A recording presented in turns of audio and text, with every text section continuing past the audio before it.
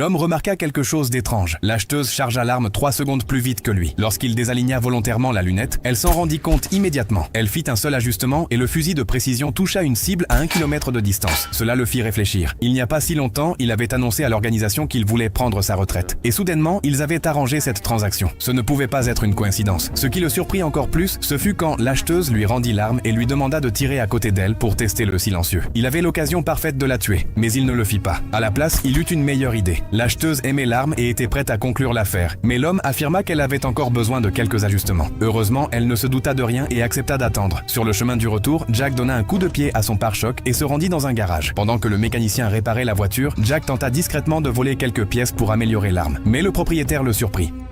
Quanto costa?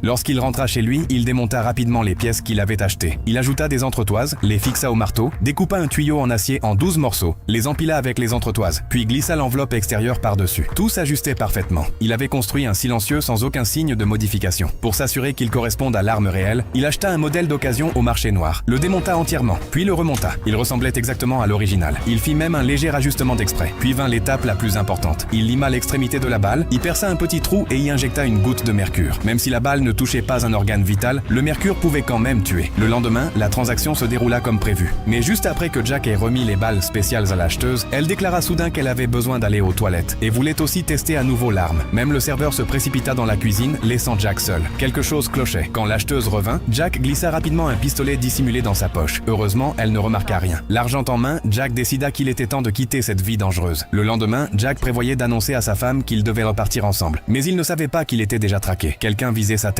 Il leva les yeux et vit le tireur.